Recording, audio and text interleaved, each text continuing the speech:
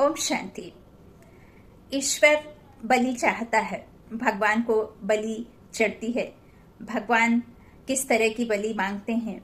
क्या ईश्वर को पशु बलि, नर बलि या इस तरह से किसी तरह का बलि खुश होकर के ग्रहण करते हैं और खुश होकर के फिर आपको वो देते हैं जो आप चाहते हैं? इससे पहले आप सभी जो भी वीडियो सुनते हैं या दूसरों तक पहुंचाते हैं, किसी भी इस तरह से ईश्वर से संबंधित कोई भी वीडियो या महावाक्य, किसी तरह से भी ईश्वर से संबंधित जो भी आपके पास में नॉलेज है, उसका सिर्फ एक ही टारगेट होना चाहिए, आपका एक ही लक्ष्य होना चाहिए कि हमें ईश्वर की सच्ची पहचान मिल सके। ईश्वर कौन है, कैसा है और है तो कहाँ है और कब आता है, असल उनका जो स्वरूप है और असली में ईश्वर कौन है, सब बातों का एक ही लक्ष्य होना चाहिए कि हमें सच्चे ईश्वर को प्राप्त करना है, उसको जान करके पहचानना है। इस कोई भी वीडियो को विस्तार में चलाने का, देखने का, या हम किसी के सामने जब कोई इस तरह से ईश्वर से रिलेटेड बातें रखते हैं तो यह लक्ष्य बना करके ही सुनिए। इतना सब कुछ आपको किसी डायरी में नोट करके रखना या किसी के लिए इस तरह से वीडियो बहुत सारे इकट्ठे करके रखने का कोई फायदा नहीं है। सिर्फ लक्ष्य एक ही होना चाहिए कि सामने वाले को सच्चे ईश्वर की पहचान आप करा सकें, जो कि हमें ईश्वरीय विश्वविद्यालय से, ब्रह्म कुमार प्रजापिता ईश्वरीय विश्वविद्यालय से हमें यह सच्चे ईश्वर की पहचान मिली है। और हम कोई एक नहीं है, हजारों लाखों ब्राह्मण आत्माएं हैं, हजारों लाखों ने परमात्मा के इस ज्ञान को उठाया है और सच्चे ईश्वर की पहचान से सब कुछ समर्पित किया है। बहुत सारे ऐसे विदेशी भाई बहन हैं जो परमात्मा के पहचान पाने के बाद में उन्होंने अपना सब कुछ समर्पित कर दिया है। और इसी तरह से बहुत सारे मनुष्य आत्माएं समझते हैं कि कोई भी संस्था, कोई भी चैरिटी, कोई भी मंदिर मठ जो भी चलता है, सब चढ़ावे से या यहाँ वहाँ से दान जो होता है उसके द्वारा चलती है। लेकिन यहाँ ईश्वर कहते हैं मैं किसी से मांगता नहीं हूँ। तो अब प्रश्न उठता है कि कैसे यह चलता है। तो मैं आपको एक बात क्लियर कर देना चाहती हूँ, जो भी वहाँ ब्राह्मण आत्माएं हैं, जो भी मधुबन में हैं या जगह जगह जो सेंटर्स खुले हुए हैं, तो इस तरह से नहीं है कि वो जो देने वाला है वो खुद ही हाथ फैला करके मांगे और तब अपने बच्चों की पालना करे और तब वो अपने बच्चों को घर मकान दिला सके। यह असत्य है।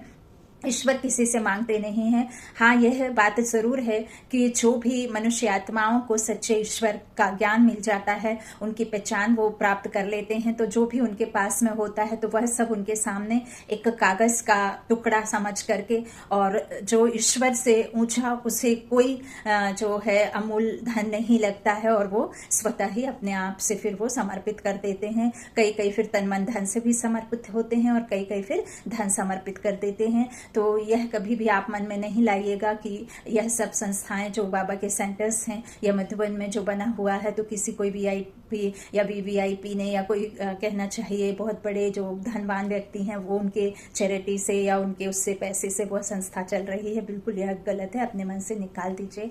आज हम बात करेंगे वीडियो में जो इसे सिर्फ समझना है, और ईश्वर कौन है और ईश्वर किस तरह का बलिदान चाहता है और हमने क्या समझ लिया भक्ति से। अब तक के जो भी भक्ति में चल रहे हैं वो भी अभी तक स्टिल वही सब उनको देते हैं। अगर मैं यह पॉइंट इधर इस्तेमाल करूं, ये सेंटेंस कि हम आपने जो नीचे इस दुनिया में आए हैं ये शरीर लेकर के, इन मनुष्यों ने उस देने वाले को, उस सर्वशक्तिमान को, उस ज्ञान सूर्य को, उस सर्वोदया को, उस शिव कल्याणकारी को सत्यम शिवम सुंदरम कहते हैं, जो रचता है, जो इतने संसार की पालना कर रहा है, उसे हमने भिखमंगा समझ रखा है, समझ लिया है। उसे ठिक्कर भीतर में सब जगह ठोक दिया है और उसे ऐसा समझ लिया है कि वह सिर्फ मांगता है तभी वह प्रसन्न होता है।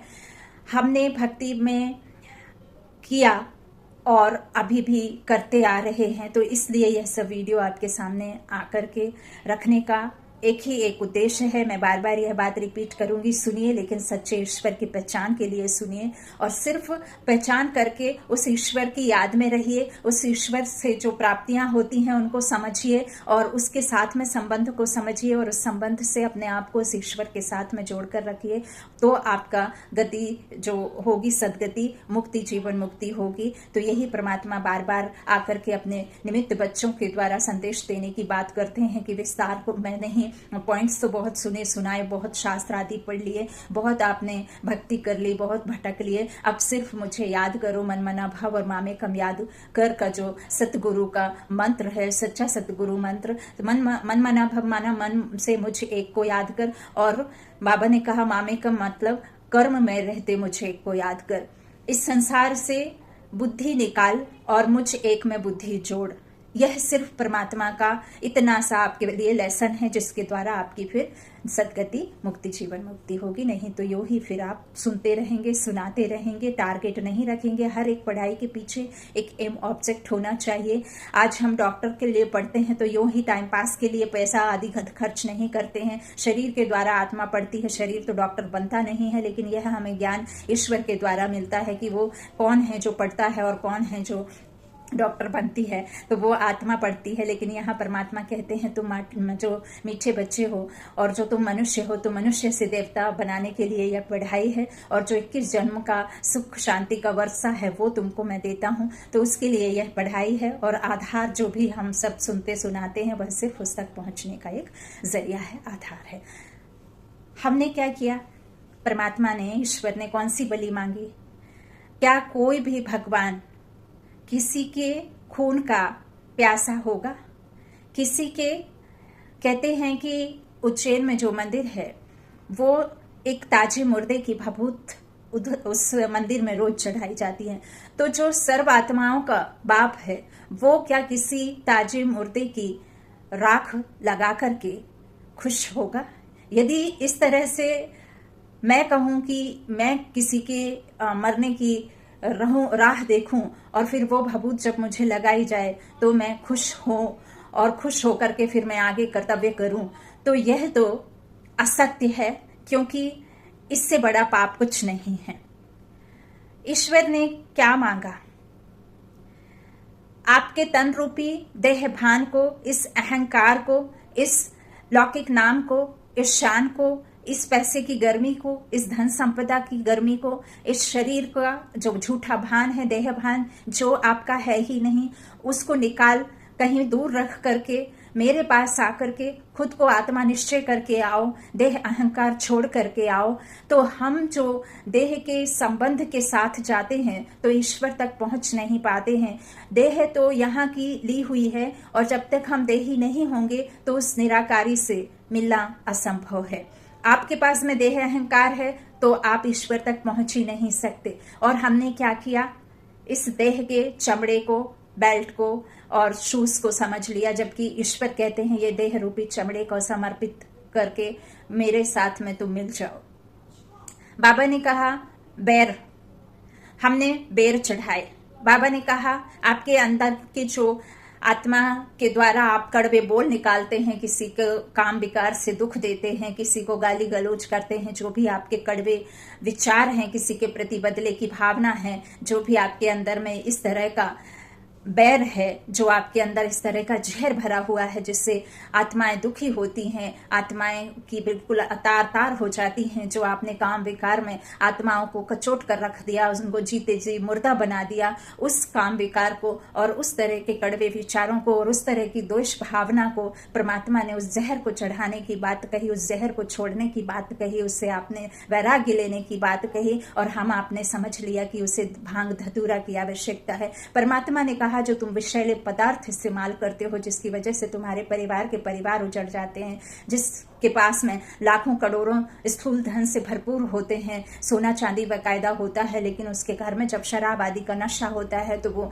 ना तो वो धन दौलत को एक सेकंड में बर्बाद करने का सोचते भी नहीं हैं और परिवार को रास्ते पर खड़ा कर देते हैं और कपूत बन करके बाप माँ बाप भाई बहनों को सबको बेइज्जत करते हैं। तो परमात्मा ने जो कहा कि इन सब चीजों को, इस नशीले पदार्थों को छोड़ो, इन स्थूल चीजों से जो हम परमात्मा को तौल देते हैं, तो हमने क्या करना शुरू किया, उधर शराब आदि चढ़ाना शुरू कर दिया। परमात्मा को हम दूध चढ़ाते हैं, जबकि दूध तो परमात्मा कहते हैं आपकी प्योरिटी का एक बाबा ने हमें प्रतीक दिया है कि जो प्योरिटी है आपके अंदर आत्मा की, वो प्योरिटी चाहिए मुझे। हमने क्या किया, दूध चढ़ाना शुरू कर दिया। तो इस तरह से परमात्मा को हमने बैल पर बिठा दिया। आप खुद से अंदाज लगाएं कि क्या एक ईश्वर किसी बैल पर बैठ सकता है? या हम आप जो हैं, आपको यदि आपके घर में व्हीकल है, साइकिल है, कुछ है, तो क्या आप 24 घंटे उस पर बैठ सकते हैं? तो यह भी बिल्कुल सरासर मिथ्या है, इसमें किसी तरह की कोई सच्चाई नहीं है। और हमने ईश्वर को किससे तौलना शुरू कर दिया? ईश्वर ने कहा जो धन है, दौलत है, जो शरीर है, जो आपका इस संसार में जो भी इन नेत्रों से जो आप देख रहे हैं, वो सब यहीं रह जाता है, वह यहीं खत्म हो जाता है। इस शरीर के जब तक आप संबंध में हैं तभी तक आप उसके मालिक हैं, फिर वो बिल्कुल लावारिश हो जाता है। तो हमने क्या किया, ईश्वर के मंदिर में धन देना शुरू कर दिया, उसे धन दे करके, और हमने अपने काम बनाने की सोची कि हम जब धन से उन्हें तौल देंगे और हम तुला दान कर देंगे, इस तरह से हम सोना चांदी से खुद के वजन को दान करेंगे, तो हमारे ऊपर ईश्वर की कृपा होगी और ईश्वर फिर हमें वो सब देंगे जो मैं चाहता हूँ, सुख देंगे, शांति देंगे, आनंद देंगे, घर के बिगड़े काम बनाएंगे। तो इस तरह से हमने यह सब करना शुरू किया। ईश्वर ने हमसे क्या चाहा और हमने उसके साथ में क्या किया? ईश्वर ने कहा बलिहारी एक की। अब बलिहारी एक की ईश्वर ने कोई यह नहीं कहा है कि आप जाओ और मेरे मंदिर के दरबार में बैठ करके, जैसे आपने मूर्तियों में भगवान देखते हैं, उन मूर्तियों के सामने मुर्दा काटो। अरे वो तो देवी देवता जो अभी हैं ही नहीं, जो आपके पूर्वज, आप ही वो पूर्वज आत्माएं हो जो वहां जाकर के देवकुल में बैठते हैं। जब आपके अंदर में वो देवत्व आ जाते हैं तब आप वहां पूज्य बन जाते हो, फिर आप ही पुजारी बनते हो। वहां तो उनमें कोई चैतन्य रूपी शक्ति आत्मा है नहीं, वो तो हो करके गए हैं। अब उनकी यादगार वो जड़ चित्र हैं, और वह जड़ चित्र भी हमें इसलिए अपने तरफ आकर्षित करते हैं क्योंकि वो 16 कला संपूर्ण निर्विकारी दुनिया में आते हैं और निर्विकारी होते हैं, इसलिए उनके तरफ हमारी ये भासना जाती है। और वो मंदिर, मस्जिद, गुरुद्वारे के सामने से जब आप गुजरते हैं तो आपको वह शांति और वह निर्विकारी जो उनके अंदर में दैवत्व गुण थे, वो गुण आपको अपनी ओर आकर्षित करते हैं। और जैसे ही आप मंदिर के दरबार से बाहर उतरते हैं और आपको वही विकारी और वही बेवजह के संकल्प और विकल्प और इस तरह से विकारी संकल्प चलने शुरू हो जाते हैं, क्योंकि आप उस प्योरिटी वाली वाइब्रेशन, जो शक्तिशाली वहां से किरणें चारों तरफ बिखेरी हुई होती हैं भक्तगणों के द्वारा। कोई भी भक्त मंदिर में यह जाकर के नहीं कहता है कि ये मर जाए, वो मर जाए। वहां जाकर के शुभ भावना लेकर के जाते हैं, अपने बिगड़ी बनाने चाहते हैं। उसके बदले उनको ईश्वर को कहते हैं घूस देना, कहो या जो भी कहो, जो देने वाला है उसको हम घूस देते हैं। अरे वो तो अभोक्ता है, उसे क्या करना है। हमने जो कहा कि उनके सामने जाकर के पशु बलि देते हैं जो, तो पशु बलि परमात्मा कहते हैं कि मैं पशु बलि लूंगा तो मेरे साथ में भी जो आत्माएं, जैसे तुम मनुष्य आत्माएं हो, ऐसे तो मुझे भी दुख मिलना चाहिए। तो मैं तो एक तो शरीर लेकर के बार बार इस संसार में जन्म मरण में आता नहीं हूँ, मैं तो अवतरण लेता हूँ, वो भी थोड़े समय के लिए, और मैं ब्रह्मा तन का अवतरण लेकर के आता हूँ। और तुमसे जो मांगता हूँ वह आप सुन लो कि जीते जी नष्टो मोहा बनना, जीते जी एक की बलिहारी। जब हम भक्ति में चलते हैं तो भक्ति में भी आपने सुना होगा कि अपने इष्ट को याद करो, अपना एक इष्ट होना चाहिए। तो इष्ट कौन है, यह हमें इस वीडियो के द्वारा समझना होगा कि और क्या बलिहार जाना है। क्या हम मंदिर में नारियल तोड़ने से ईश्वर को खुश कर सकते हैं? ये अंदर के नारियल के अंदर जो सफेदी है और जो अंदर का हिस्सा है उसे आत्मा का बाबा ने प्रतीक कहा है। तो वो आत्मा, परमात्मा कहता है कि इसके अपने देह के भान को जो चारों तरफ जड़ों की तरह लगा हुआ है वो जूट निकालो और फिर इस शरीर रूपी देह के चमड़े को हटाओ और फिर अपनी प्योरिटी के साथ मेरे पास में आओ। तो ये मान शान धन दौलत ये सब छोड़ाओ, क्योंकि ये यहीं की है और मैं तो वहां का हूं और तुम भी वहीं के हो, तो तुम्हें वैसे ही आना पड़ेगा जैसे मैं हूं और जैसे तुम आए थे। वैसे तुम आओगे तो तुम यहाँ के ही रह जाओगे और इसी दुनिया में फिर वापस आ जाओगे। परमात्मा ने कहा कि तन मन धन से मुझ पर सब कुछ समर्पित कर दो। तन मन धन से समर्पित करना अर्थात आप जो कहते हैं कि यह मेरा घर है, मेरी दौलत है, मेरी मान है, मैंने मेहनत करी है, मैंने पढ़ाई करी है, मैंने पढ़ाई करके डॉक्टर बना हूँ, इंजीनियर बना हूँ, मेरी 1 लाख पेमेंट है, मेरी 2 लाख पेमेंट है, मैं साल में 14 लाख कमाता हूँ या महीने का 1 लाख कमाता हूँ। तो इस तरह से जो भी परमात्मा कहते हैं कि यह सब तुम्हारे शरीर के भौतिक सुविधाएं जो हैं, उन सबको तुम आपसे ये कहना छोड़ दो कि यह मेरा है। दाता मैं हूँ, तुम्हारे बाबा देखिए, बाबा की जो कृपा है वो भी और जो परमात्मा देता है, कई समझते हैं कि मुझे धन दौलत सुख शांति, परिवार घर में सब अच्छे से चल रहा है, तो सब कुछ ईश्वर की देन है। ईश्वर की देन वो है जब आपको ईश्वर सत्य प्रमाण के साथ में अपनी पहचान दे और अपना बना ले। ईश्वर की कृपा वो नहीं है कि आपको धन दौलत दे दिया, वो धन दौलत परमात्मा कहते हैं आपकी मेहनत है, आपके कर्म है, आपका किया हुआ जो भी पुरुषार्थ है उसके थ्रू मिलता है। लेकिन आपको जो मैं मिला हूं और मेरी सच्ची पहचान जो मिल जाए, जो मुझे पहचान ले और खुद आत्मा को पहचान ले और इस देह अहंकार को छोड़ दे, तो वह जो भी अपने कर्म है उनको सुधार ले और पवित्र बन करके एकदम बिल्कुल किसी के प्रति किसी तरह की दुष्भाव दुर्भाव कुदृष्टि, इस तरह से जब पवित्रता प्यूरिटी के साथ में मेरे पास में आएंगे और जब खुद को वो प्यूरिटी के साथ में लेकर के आएंगे जो आप थे, तो मैं आपको मिलूंगा। वो मेरी कृपा है और मैं ही तुम सबको ढूंढता हूँ, मैं ही तुम सबको अपना बनाता हूँ। तुम्हारे में क्या ताकत है जो तुम मुझे ढूंढ पाओ या तुम मुझे बना पाओ। अभी तक हमसे जो भी कहा गया, कोई भी ईश्वर राक्षस ये सब जो मारने मराने की बात कही है, हाथों में तलवार लेकर के जो काली माँ काला कर दिया है, तो माँ आत्मा की जो कालकपन है जिसकी वजह से हमारे अंदर में आसुरी गुण आए हैं, है ना। आसुरी गुण कहेंगे ना, राक्षस के तो जो है वो आसुरी जो चाल चलन है वही तो फिर रावण है। तो रावण ने ये जो हमें बना दिया है, रावण के गुणों को हमारे अंदर में घुसा करके 5 विकारों को, रावण कोई शरीर से नहीं है, रावण 5 विकार है। परमात्मा जो कहते हैं कि वो तो तुम्हारा है ही नहीं, वो तो तुमने अपने में इस द्वापर से जन्म लिया है, तब से आप यही करते आए हो। रावण के पुतले को छोटा जलाया, फिर बड़ा, फिर और बड़ा होता जा रहा है। क्या रावण जला? क्योंकि आप यही नहीं जानते हैं कि रावण कौन है। रावण असल में आपके अंदर के 5 विकार हैं। तो 5 स्त्री के और 5 नर के इस तरह से 10 शीश जो दिखाते हैं, तो वह हुआ रावण। तो वो रावण को आपको मारना है। अब कौन सा शस्त्र इस्तेमाल करना है? तो ईश्वर जो हमें देते हैं ज्ञान, उस ज्ञान से हमें उस बात को समझना है। राम और रावण में फर्क समझ करके उस ज्ञान को फिर हमारे में धारण करना है और उस परमात्मा की जो शक्तियां हैं, उन शक्तियों से योग अग्नि में इन सब विकारों को दग्ध करना है। तो ईश्वर कोई ऐसे जलती हुई ज्वाला नहीं है जो हमें टीवी आदि पे दिखाया हुआ है, या कोई भी ऐसा नहीं है कि कृष्ण जाकर के वहां पर टरानियां बनाते हैं या इस तरह से रासलीला करते हैं या जो वासना दिखाते हैं आजकल नए नए सीरियल में, इस तरह से कुछ भी नहीं है। ईश्वर किसी तरह की बकरी की बलि, किसी के बैल की बलि या किसी तरह की गाय आदि की बैल जो भी बलि मांगते हैं वो बलि नहीं चाहते हैं। जैसे कि बाबा कहते हैं कि बकरी को दिखाते हैं कि वहां ले जा करके उसका सिर कलम करते हैं, उसको उसके पहले बहुत अच्छे से उसको जो भी करते हो, हम आप तो उतना जानते नहीं डेप्थ में जा करके। तो वो जब मैं जो करते हैं ना, और कई किसी तरह की आवाज भी नहीं करते हैं, तो परमात्मा कहते हैं जब जिस समय जिस घड़ी जिस पल तुमको मेरा एहसास हो जाए कि तुम कौन हो और मैं कौन हूं, तुम इस शरीर में बैठी प्रकृति के बीच एक आत्मा चमकता हुआ सितारा हो, और जब वो मैं को आप जब जान लेते हैं और जब इस शरीर के मैं को आप भूल जाते हैं, तो मैं तुम्हारा हो जाता हूं, क्योंकि मैं परम आत्मा हूं, एवर प्योर हूं और तुम आत्मा हो। जब तुमको इस बात का एहसास हो जाए, आभास हो जाए, तो समझ लेना कि मैं तुम्हारा हो गया हूं। तो और जो तुम इस संसार में जो भी देखते हो, तन मन धन रिश्ते नाते, जब इससे तुम्हारी बुद्धि मेरे तरफ आ जाएगी, लगने लग जाएगी, तो समझ लेना कि तुम मुझसे बुद्धि से समर्पित हो गए और फिर मेरापन खत्म हो गया। मैं आत्मा इधर बैठी उस परमात्मा की संतान हूं और ये शरीर का भान खत्म हो गया। मैं कोई नहीं हूं, मैं कोई नहीं हूं, मैं सब कुछ हूं। तो इस तरह से जो मैंपन है ना, उससे खत्म करना है। कहीं जाकर के किसी ईश्वर के मंदिर में जाकर के आप कभी धन नहीं चढ़ाना, क्योंकि धन ईश्वर को देंगे तो ईश्वर आपको धनवान नहीं करेगा, क्योंकि वो तो आपको वो धन आपके द्वारा मांगता ही नहीं है।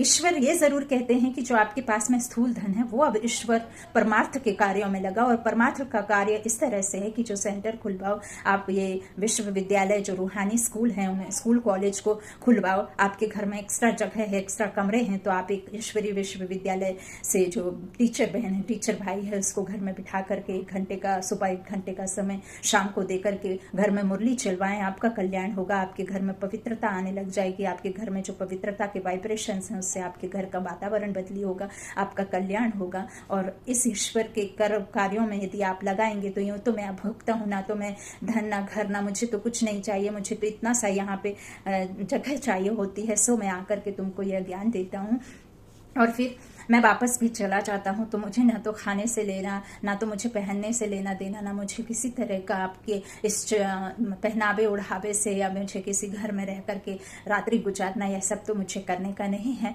तो आप इस तरह से जो भी करेंगे तो वो भी आपके कल्याण के लिए है, क्योंकि यदि आप स्थूल धन भी लगाते हैं तो वो आपको ऐसा नहीं है कि मैं लेकर के चला जाऊंगा, मैं आपको 21 जन्मों के लिए उसे ट्रांसफर कर दूंगा। ठीक वैसे ही जैसे आप जब फ्लाइट में सफर करते हैं तो आपके पास में संस्कार रूपी जो इम्पोर्टेंट वैल्यूबल चीजें होती हैं वो आपके साथ एक पर्स में रहती हैं, तो आपकी आत्मा में जो संस्कार हैं वो आपके साथ में ही जाएंगे और साथ ही रहते हैं, उसे आप बेल्ट पर या बैगेज के साथ में नहीं डाल सकते। और एक थोड़ा सा जो कमती रहता है वो आप सीट के नीचे या ऊपर कैबिन में रखते हैं। तो वो जो परमात्मा कहते हैं कि आपके साथ में ये 2 सामान चाहते हैं। और फिर जो लगेज है ना, जो भी आप स्थूल धन या इस तरह से जो भी मेरे लिए खर्च करते हैं और मेरे बच्चों की उस धन से फिर पालना होती है, तो वो सब आपको कहाँ मिल जाएगा, उस समय मिल जाएगा, ट्रांसफर हो जाएगा। ठीक वैसे ही जब अपने जगह पर आप अपने प्लेस पर पहुंच जाते हैं तो आपको बेल्ट वो बड़ा वाला बैगेज के साथ में मिलता है। तो आप तन मन धन से जो ईश्वर समर्पित भाव कहते हैं